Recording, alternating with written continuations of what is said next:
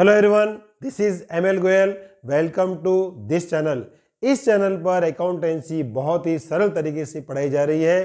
कक्षा 11 और 12 के विद्यार्थी इसका लाभ जरूर लेवें और इसके लिंक को अन्य साथियों तक शेयर अवश्य करें।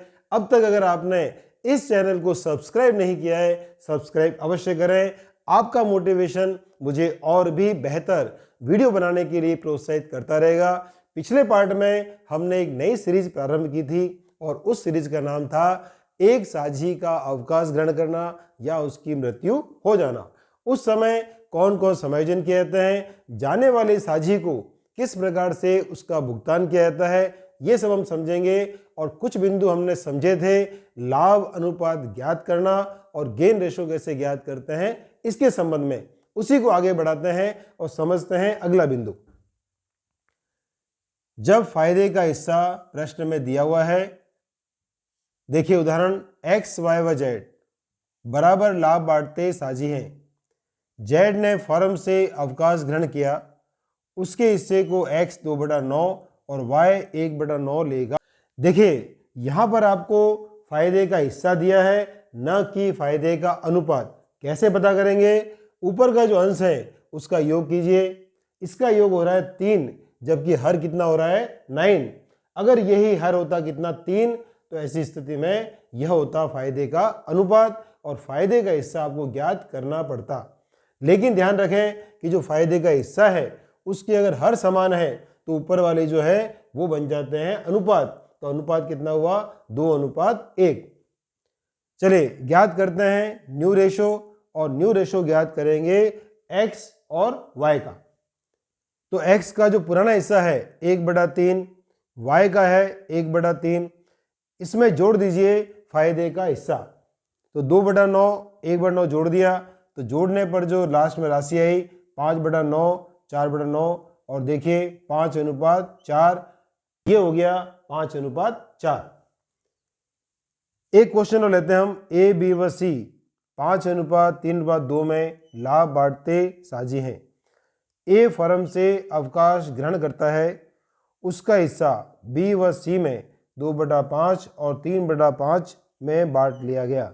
ध्यान रखें कि हमेशा तीसरा व्यक्ति ही अवकाश नहीं ग्रहण करता है, कोई भी साझी अवकाश ग्रहण कर सकता है। यहां पर अवकाश ग्रहण किया है किसने? A ने। तो बच गए कौन? B और C। तो A का जो हिस्सा है B व C ने 2/5 और 3/5 के अंदर लिया है। यहां समझिए जो अंश हैं 2 और 3, इसका योग हर के समान है, तो यह फायदे का हिस्सा न होकर के फायदे का अनुपात है। हमें फायदे का हिस्सा ज्ञात करना होगा।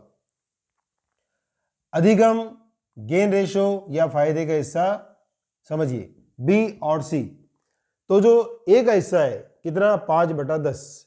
देख लीजिए, इस 5/10 को 2/5 और 3/5 के अंदर बांट देना है आपको, और ये करने के बाद 10/50, 15/50, इसको हमने थोड़ा सरल किया तो 10/15 और अंत में आता है 2:3। ये है फायदे का अनुपात और ये फायदे का हिस्सा। नया अनुपात ज्ञात कीजिए B और C का। तो पुराने अनुपात में इसको जोड़ दीजिए फायदे के हिस्से को, तो ये अनुपात निकलता है 25:25। सरल करने पर निकलता है 1:1। तो अब जो है B और C का नया अनुपात बनता है 1:1। एक और प्रश्न है, A, B व C 3-2-1 में लाभ बांटते साझी हैं। B की मृत्यु के पश्चात A व C बराबर लाभ हानि बांटेंगे और ज्ञात करना है आपको गेन रेशो। यहाँ पर पुराना अनुपात 3:2:1 है, नया अनुपात आपको दिया है A व C का कितना? बराबर, और B की मृत्यु रहती है। तो नया अनुपात भी है, पुराना भी है, क्या ज्ञात करेंगे? फायदे का हिस्सा। देखिए A का जो नया अनुपात है 1/2 अर्थात बराबर है C का भी 1/2। तो इसमें से 3/6 और 1/6 लेस कर दीजिए। ये 3/6 और 1/6 क्या है? पुराना लाभ अनुपात 3/6 और 1/6। तो नए में से पुराना लेस कीजिए तो एक आता है 0/6 और C का आता है 2/6। इसका तात्पर्य यह है 0:2, तो ए को किसी प्रकार का लाभ नहीं हुआ है। पूरा का पूरा हिस्सा कहाँ चला गया? सी के अंदर। तो फायदे का जो अनुपात है वो है 0:2। एक अलग तरह का प्रश्न है, तो वीडियो को रिवाइंड करके फिर से देखिए। जो साझी फर्म से अवकाश ग्रहण करेगा उसे फर्म में ख्याति का हिस्सा जो उसका बनता है वह उसे देना होगा। और यह हिस्सा कौन देगा?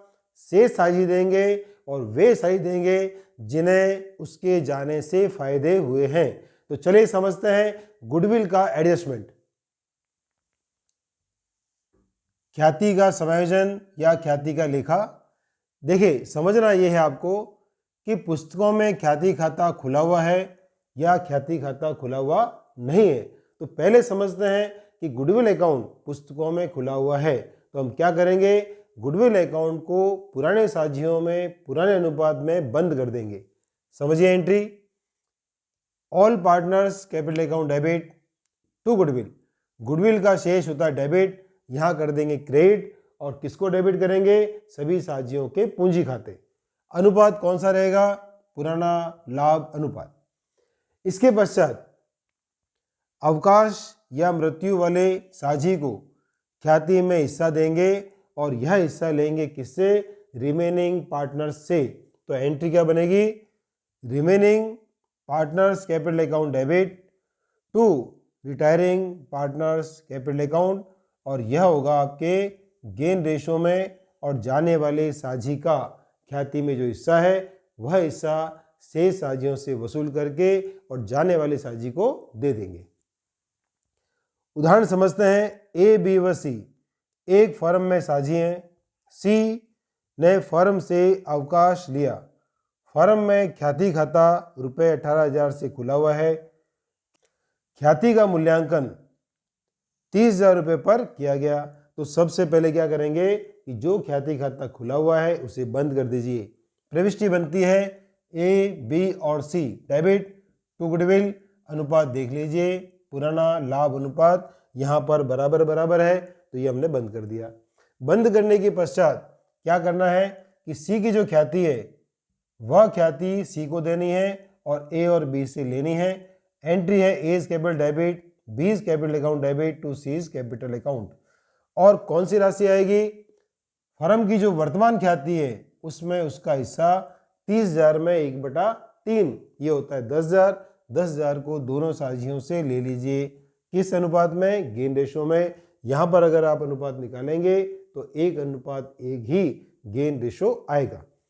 चलिए नेक्स्ट समझते हैं। यदि पुस्तकों में ख्याति खाता नहीं है तो आपको करना यह है कि ख्याति खाता बंद करने की जो प्रविष्टि होती है वो नहीं करें, और करना यह है आपको कि जाने वाले साझी के ख्याति के हिस्से को दे दीजिए। उदाहरण देखिए। एक्स, वाई व जेड 3, 4, 3 में लाभ बांटते हैं। जेड ने रिटायरमेंट ले लिया। वैल्यूएशन ऑफ गुडविल कितनी है? 30,000, और नया अनुपात बनता है 3:7। अब यहां पर देखिए, सबसे पहले निकालिए आप गेन रेशो। गेन रेशो निकालने के लिए नए अनुपात में से पुराने को लेस कर दीजिए। एक्स का नया अनुपात है, देखिए 3 और 7, 3/10, और वाई का है 7/10, ये नया अनुपात। पुराना अनुपात देखिए एक्स का क्या अनुपात है? 3/10। तो 3/10 पुराना है और 3/10 ही नया है, इसलिए इसको किसी प्रकार का लाभ नहीं हुआ, 0/10। वाई का नया 7/10, पुराना देखिए 4/10, ये देखिए 4। तो इसको 3/10 का लाभ हुआ, अर्थात जो साझी फर्म से गया जेड, उसका पूरा का पूरा हिस्सा किसके मिल गया? वाई को। तो ऐसी स्थिति में वाई से ख्याति की राशि लेंगे और जाने वाली साझी को दे देंगे। Y's capital account debit to जेड्स कैपिटल। और देखिए फर्म की ख्याति का 3/10 होता है कितना? 9,000। तो 9,000 रुपये वाई से लेना है और जेड को देना है। प्रश्न की परिस्थिति डिसाइड करती है कि किसको लाभ हुआ और किसको हानि हुई।